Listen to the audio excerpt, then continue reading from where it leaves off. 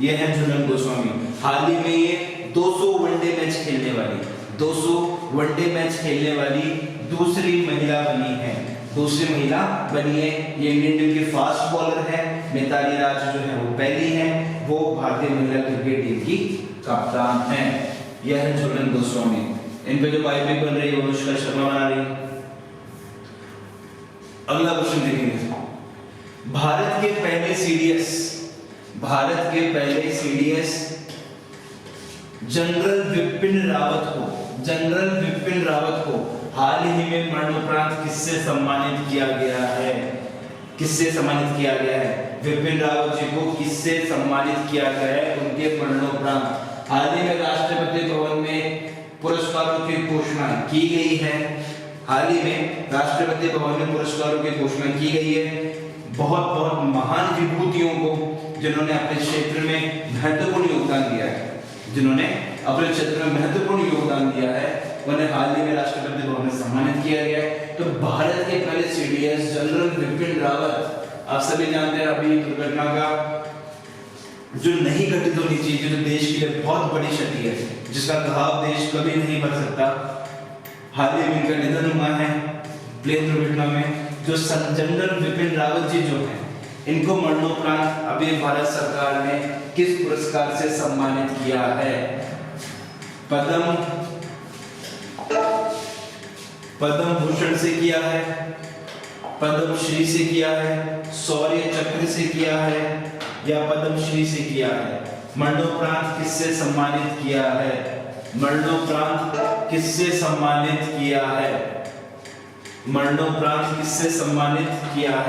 General Vipin Rawat को बताइए। हाल ही में जनरल विपिन रावत को मरणोपरांत किससे सम्मानित किया है? पद्म विभूषण, पद्म भूषण, पद्म श्री या शौर्य चक्र? आप लोग इस वीडियो को ज्यादा से ज्यादा शेयर करें ताकि सभी प्रश्न जो है सभी बच्चों तक पहुंच सके। हाल ही में पहले सीडीएस जनरल विपिन रावत को मरणोपरांत किस पुरस्कार से सम्मानित किया गया है? जोश के साथ पढ़ो। आप कभी भी पढ़ाई को बोझ मत समझो कि नहीं मुझे पढ़ना पड़ेगा ये और वो। एक तो नौकरी को अपने माइंड से निकालो कि मुझे नौकरी के लिए पढ़ना है। आप सीखने के लिए पढ़ो जब तक आपका उद्देश्य है। मैं हमेशा जब भी क्लास में होता हूँ बच्चों को ये बोलता हूँ, जब तक आपका उद्देश्य नौकरी का होगा केवल आप नौकर ही बनोगे। हमारे देश में मालिक पैदा हो ही नहीं सकते क्योंकि उद्देश्य ही हमारा क्या है। इसमें बच्चों की भी इतनी गलती नहीं है। बच्चे तो क्या होता है, जैसा उनको बनाया जाता है वैसा वो बन जाता है। लेकिन हमें खुद की भी सोच डेवलप करनी है। और मैं आपको आज एक चीज बता रहा हूँ, कभी भी नौकरी का उद्देश्य लेके पढ़ोगे तो नौकरी नहीं लग पाओगे। हमेशा उद्देश्य रखो सीखने का। अगर आप अच्छा सीख गए, अच्छा पढ़ लिए, अच्छा जान चुके हो तो आपको नौकरी लगने से कौन रोक सकता है? नौकरी लगना एक बहुत छोटा लक्ष्य है।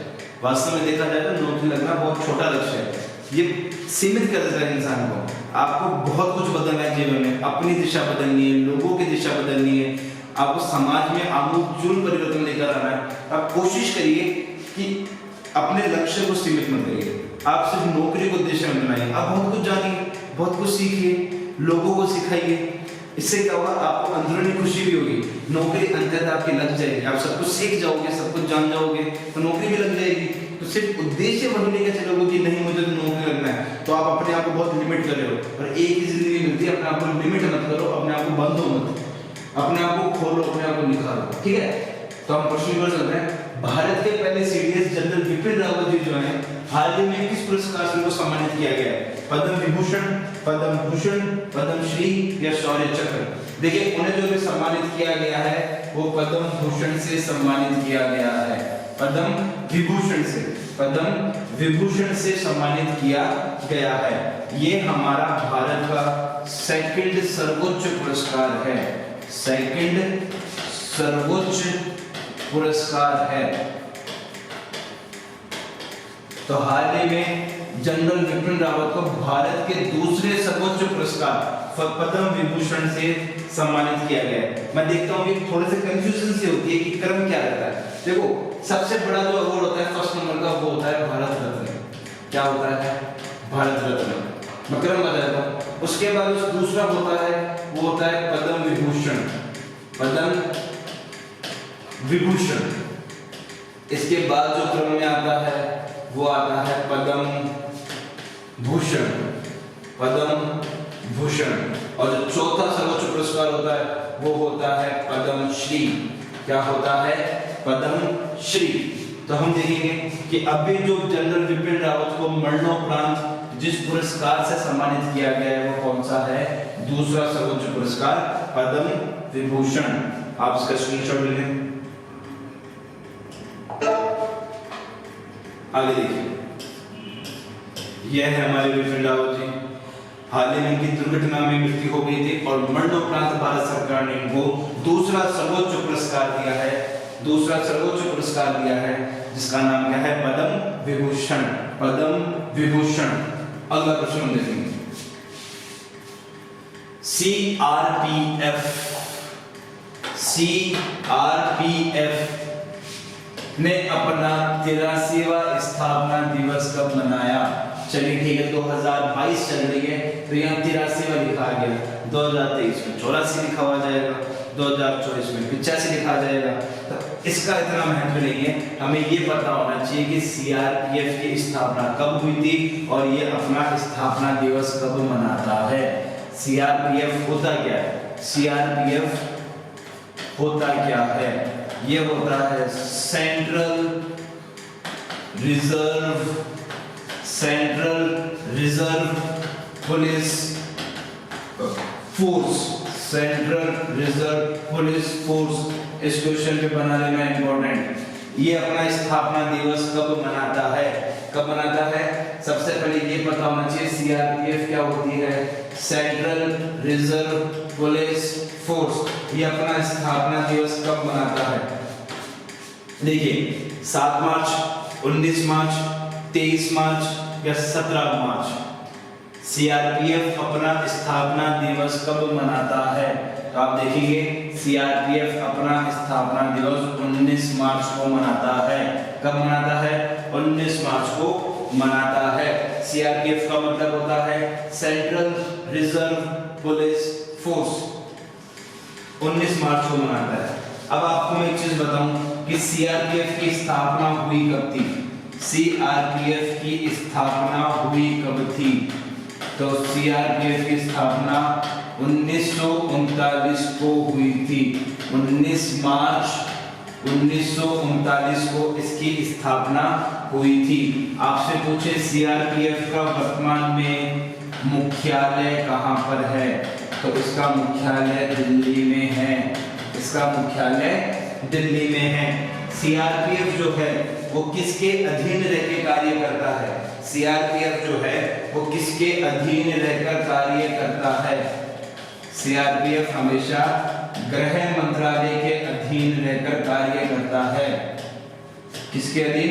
गृह मंत्रालय के अधीन रहकर कार्य करता है। सीआरपीएफ का मतलब क्या होता है? Central reserve police force. क्या होता है? Central reserve police force. और सीआरपीएफ की जो स्थापना है वो 19 मार्च 1939 को की गई थी। इसका मुख्यालय जो है वो दिल्ली में है और ये किसके अधीन रहकर कार्य करता है? गृह मंत्रालय के अधीन रहकर कार्य करता है। ये बड़ा इंपॉर्टेंट क्वेश्चन है। सीआरपीएफ हाल ही में जो 2022 चल रहा है इसमें इन्होंने 83वां स्थापना दिवस मनाया था और अपना 83वां स्थापना दिवस कब मनाया? 19 मार्च 1939 मार्च को, क्योंकि इसकी स्थापना 19 मार्च 1939 में हुई थी। इसका मुख्यालय दिल्ली में है और किसके अधीन रहकर कार्य करता है? गृह मंत्रालय के अधीन रहकर ये कार्य करता है। स्क्रीनशॉट ले लीजिए। देखिए आप लोग जो परीक्षा की तैयारी कर रहे हैं, चाहे वो रीट हो या अन्य किसी एग्जाम की हो, आपने देखा कि करंट अब हर एग्जाम में आने लगी है। तो आप ज्यादा से ज्यादा अच्छे से इसको पढ़िए, ज्यादा से ज्यादा शेयर करके इसको लाइक करिए। अगर आपको क्लास पसंद आ रही है तो मैं रोज आपके लिए अच्छे अच्छे प्रश्न लेकर आऊंगा और कोशिश करूंगा कि वे सभी प्रश्न लेकर आऊं जो आपके एग्जाम में हूबहू आएंगे। आगे हम देखेंगे, ये सीआरपीएफ है, सेंट्रल रिजर्व पुलिस फोर्स। स्थापना कब हुई? 19 मार्च 1939 को हुई थी। मुख्यालय कहाँ बनाया गया? दिल्ली में बनाया गया है और किसके अधीन रहकर कार्य करती है?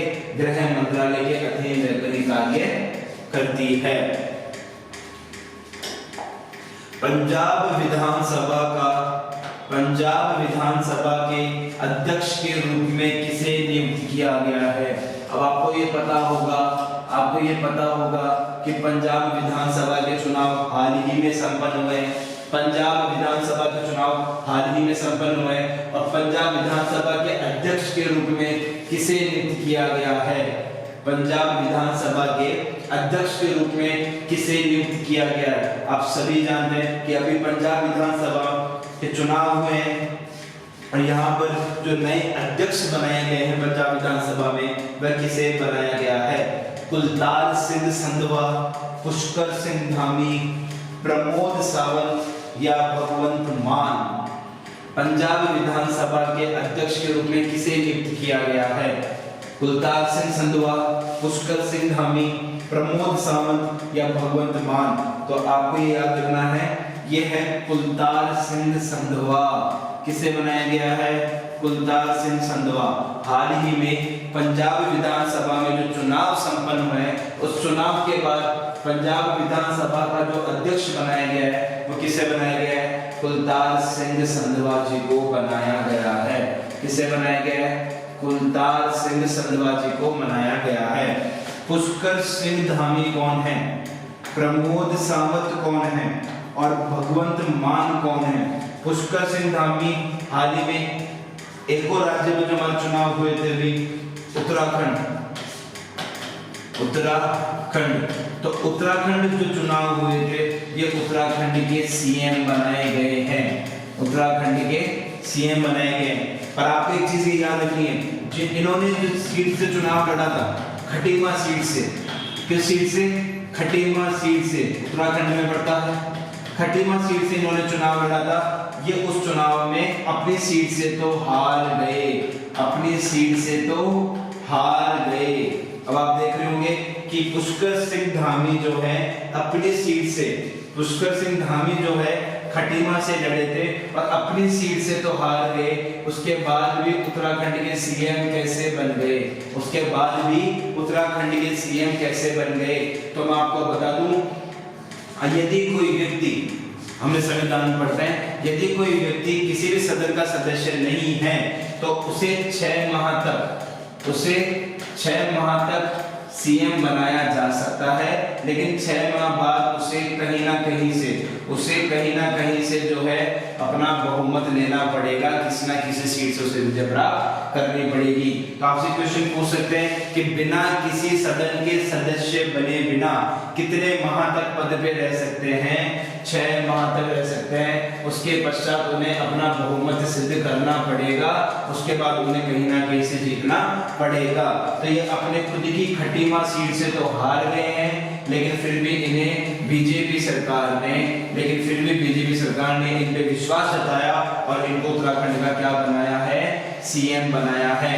क्योंकि आपको पता होगा उत्तराखंड में भी अभी विधानसभा के चुनाव संपन्न हुए हैं। कुलतार सिंह संधवा पंजाब विधानसभा के अध्यक्ष बने हैं।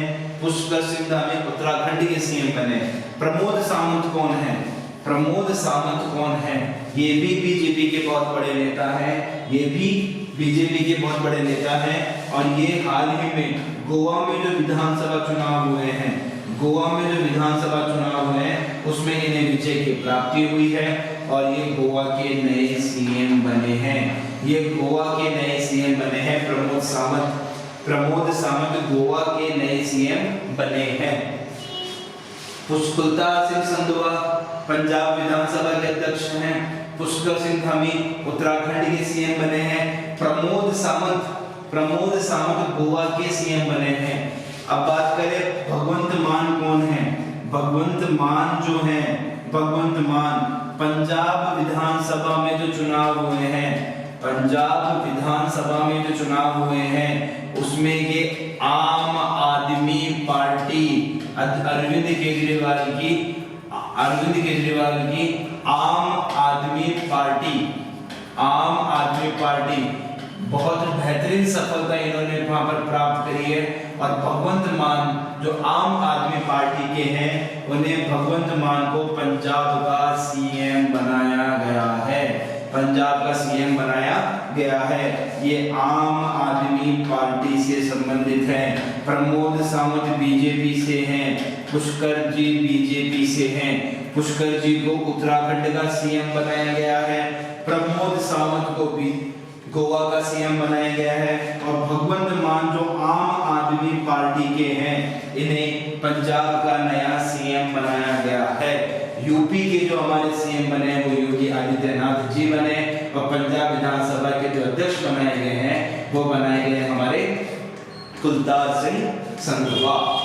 देखिए स्क्रीनशॉट लीजिए, ये उत्तराखंड के सीएम हैं, ये गोवा के सीएम हैं, ये आम आदमी पार्टी से हैं, और ये पंजाब के सीएम बने हैं। आगे हम देखेंगे, ये हैं कुलतार सिंह संधवा, जिन्हें हाल ही में पंजाब विधानसभा के क्या बनाए गए हैं, अध्यक्ष बनाया गया है। किस क्रिकेटर को मालदीव सरकार ने स्पोर्ट्स आइकन पुरस्कार से सम्मानित किया है? किस क्रिकेटर को मालदीव सरकार ने स्पोर्ट्स स्टार आइकन पुरस्कार से सम्मानित किया गया है? कौन सी सरकार ने? मालदीव सरकार ने स्पोर्ट्स आइकन पुरस्कार से सम्मानित किया है। विराट कोहली, सुरेश रैना, महेंद्र सिंह धोनी या केएल राहुल को? किस क्रिकेटर को मालदीव सरकार ने स्पोर्ट्स आइकन पुरस्कार से सम्मानित किया गया है? देखो, मालदीव सरकार जो स्पोर्ट्स आइकन पुरस्कार देती है वो उन खिलाड़ियों को देती है जो अपने खेल में अच्छा प्रदर्शन करते हैं, देश को अच्छा रिप्रेजेंट करते हैं। तो हाल ही में 2022 में मालदीव सरकार ने किसे स्पोर्ट्स आइकन पुरस्कार से सम्मानित किया है? विराट कोहली, सुरेश रैना, महेंद्र सिंह धोनी या केएल राहुल? तो इसका आंसर होगा सुरेश रैना को सम्मानित किया है। किसे सम्मानित किया है? सुरेश रैना को सम्मानित किया है। हम सब जानते हैं अभी आईपीएल के ऑक्शन हुए, सुरेश रैना को खरीदा नहीं गया है। थोड़ा दुख की बात है, अच्छे प्लेयर हैं जो मालदीव सरकार है इन्हें स्पोर्ट्स आइकन भी चुन रही है, और इन्होंने अपने देश के लिए खास करके 2011 वर्ल्ड कप में हम देखें इन्होंने बहुत अच्छा प्रदर्शन किया था। लेकिन आपको इनसे एक सीख भी लेनी चाहिए कि हर व्यक्ति का समय हमेशा एक सा नहीं रहता। जो 2011 वर्ल्ड कप के हम हीरो मान सकते हैं, T20 में शतक मारने वाले, हर चीज में अच्छा प्रदर्शन करने वाले सुरेश रैना को आज आईपीएल के ऑक्शन में खरीदा तक नहीं गया। इसका अर्थ है कि हर व्यक्ति का समय एक सा नहीं चलता है। इसलिए मैं कहता हूं, जब आपका समय चले, जब आप अपने पीक पॉइंट पर हो, तब आपको ज्यादा से ज्यादा चीजें करनी चाहिए, हर संभावित चीज को प्राप्त करने की कोशिश करनी चाहिए, क्योंकि समय सदैव एक सा नहीं रहता है। सुरेश रैना का वो समय था, उसने अपने जीवन में सब कुछ हासिल किया, सब कुछ प्राप्त किया, लेकिन आज उनका समय नहीं है, कोई दिक्कत नहीं है, लेकिन ये समय भी जो है गुजर जाएगा। लेकिन हमें याद रखना है कि मालदीव सरकार ने स्पोर्ट्स आइकन पुरस्कार जो है वो हाल ही में किसको दिया है? सुरेश रैना को दिया है। सुरेश रैना को दिया है। आगे देखेंगे,